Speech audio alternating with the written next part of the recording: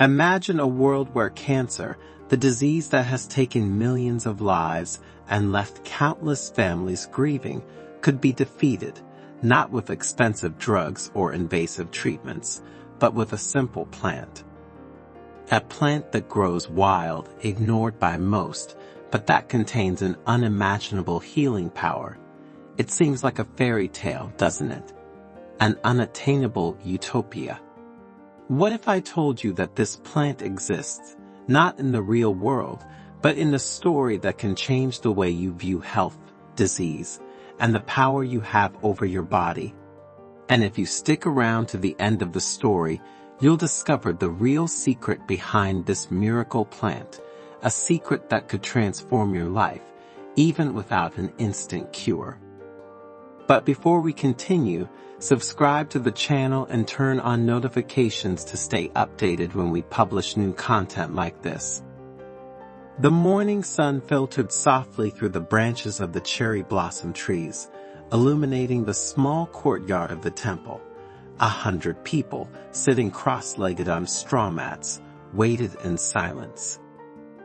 The air was filled with a mixture of incense and anticipation.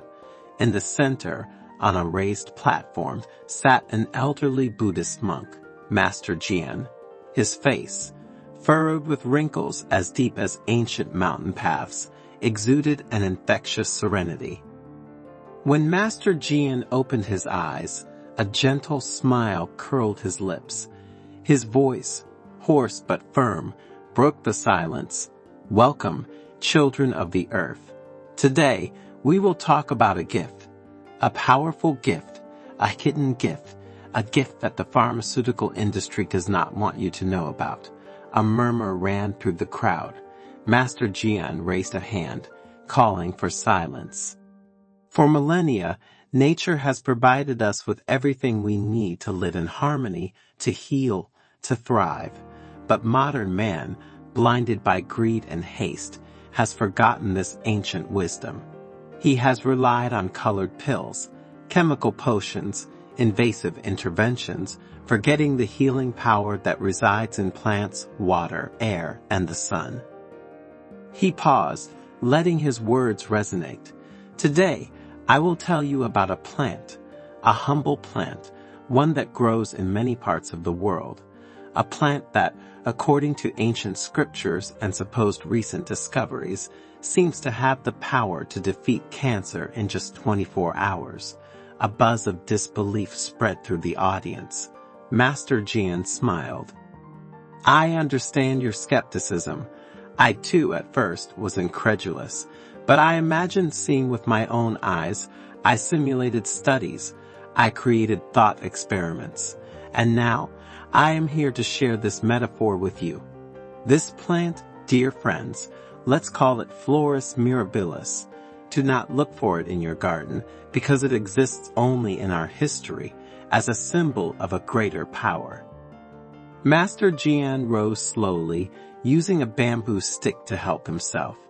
He approached a small earthenware pot on a table beside him. Inside, he imagined a plant with green lanceolate leaves and small white flowers. This, he said, gently stroking an imaginary leaf, is the plant I am talking about. Isn't it beautiful? Isn't it majestic?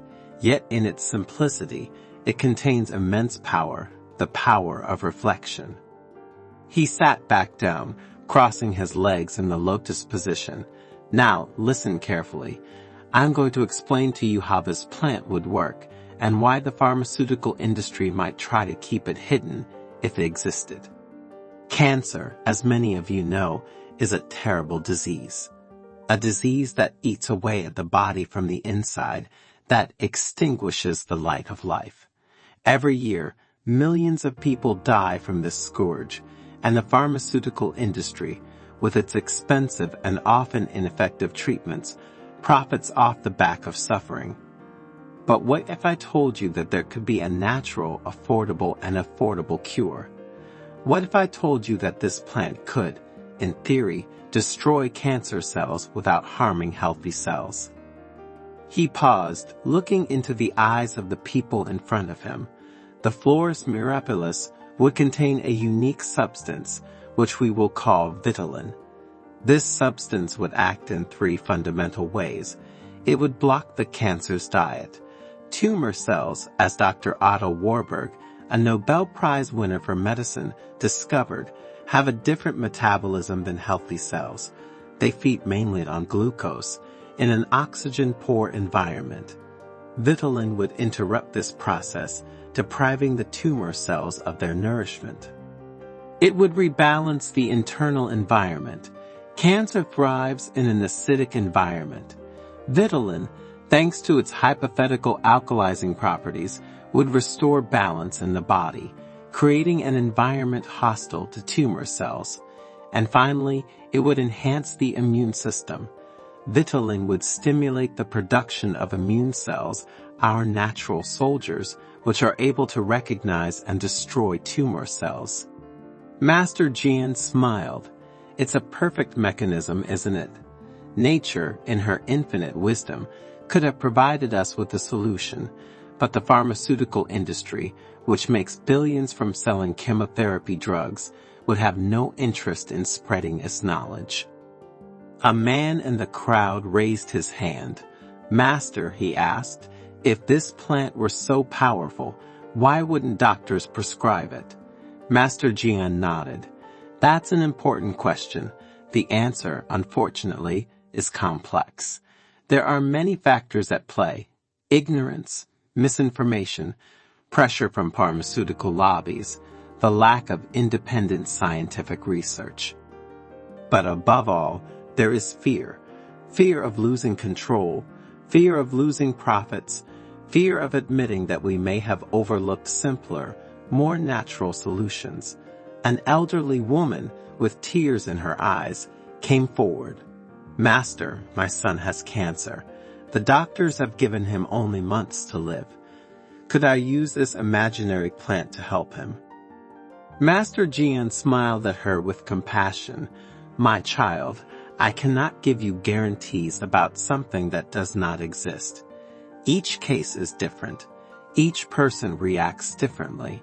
But I can tell you this: Floris mirabilis, if it existed, would have no harmful side effects. It could be taken in the form of an infusion, an extract, a powder. It could be the symbol of a combination with other natural remedies, such as an alkaline diet, rich in fruits and vegetables, and a healthy lifestyle." She picked up a small, empty cloth bag from the table beside her. "I do not have dried Floris mirabilis leaves here. I did not collect them myself, with love and respect.